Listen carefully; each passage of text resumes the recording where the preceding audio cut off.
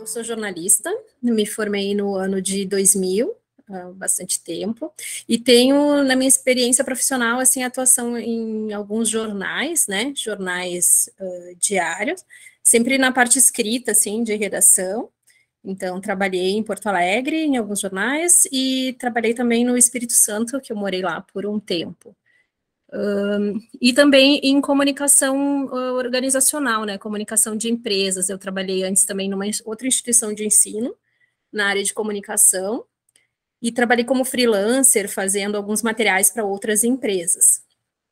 E eu sou de Osório, sou natural de Osório, eu vim morar em Bento Gonçalves aqui em função do instituto, né, quando eu fui chamada no concurso. Então, eu moro em Bento Gonçalves desde 2013, mas a minha família mora em Osório, meus pais e o restante da família. Sou mãe do Pedro, que está fazendo 13 anos hoje. Sou casada, meu marido também trabalha no instituto, então a gente tem uma vivência, assim, bem forte.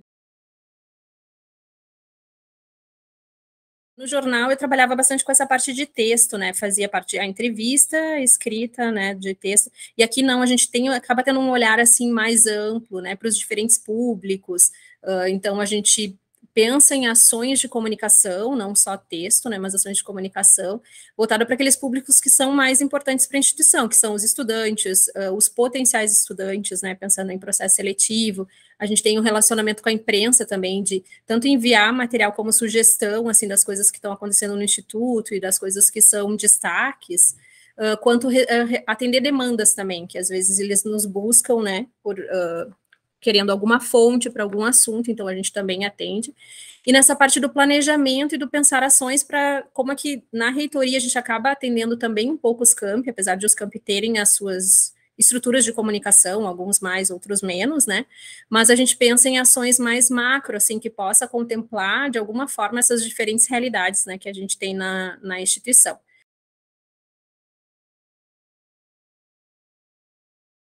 A instituição logo formou um comitê e a comunicação entrou, então a gente atuava bastante, assim, tinha um grupo no WhatsApp e era todo momento um mandava informação, assim, via alguma coisa diferente da pandemia, já mandava, então era bastante intensa ali essa informação sobre a pandemia, sobre o que estava acontecendo, sobre o que estava acontecendo nos outros países, assim, e eu buscava muito também, acho que nos canais de comunicação das próprias prefeituras, né? Eles divulgavam ali também no site do governo do estado, além da imprensa.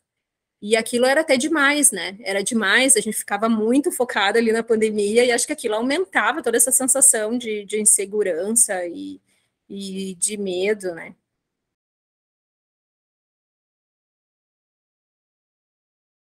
No início, acho que foi a parte realmente mais difícil ali, até a gente conseguir se organizar, né, nesse novo contexto, assim. Tanto porque, às vezes, a gente usa alguns equipamentos, assim, não a parte de texto, mas os guris que trabalham com audiovisual, e então eram os softwares que estavam instalados aqui, o pessoal que faz arte, né? Então, até a gente conseguir se organizar e se organizar em equipe também.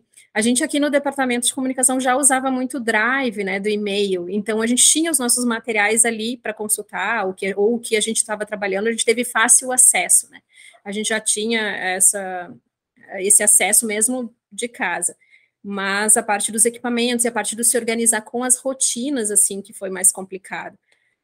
Eu acho que o departamento de comunicação ele foi bastante demandado assim nesse período de pandemia, né, em função de que precisava informar, né, o que estava acontecendo, e no início era toda semana ali ia atualizando, a gente não sabia por quanto tempo ia ficar em trabalho remoto, e as atividades também tudo mudando o formato, daí vieram as transmissões online, que a gente também não era muito habituado e teve que se habituar para dar apoio para a instituição.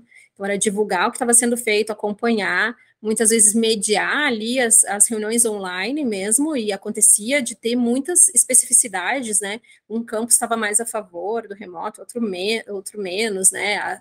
Os estudantes, os servidores, que muitas vezes participavam das atividades. Então, a gente ficava bastante, assim, nesses bastidores ali.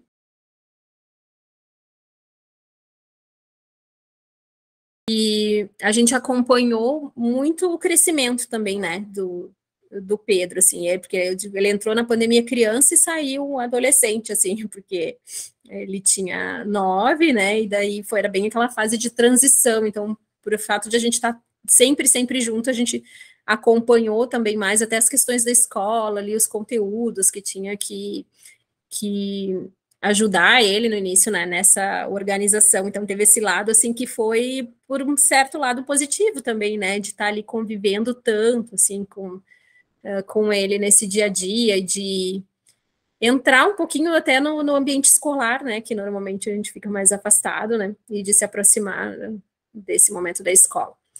Mas essa parte do profissional e do pessoal, assim, né, tudo no mesmo ambiente, assim, acho que no início era mais complicado, em função dos horários, acho que não tinha mais aquele horário, até tal horário eu estou no trabalho e depois, né, vou para casa, e aí então me preocupar com as questões da casa, porque tudo se misturava muito, e às vezes, como a instituição também estava nessa fase de muita mudança, às vezes era de noite, a gente estava recebendo material, até eu acho que era um aprendizado para todo mundo, né? Para as outras pessoas também que nos demandavam.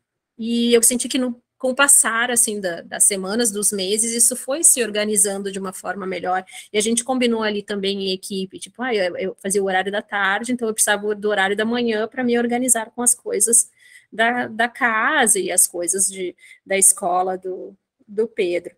Então, foi também um aprendizado.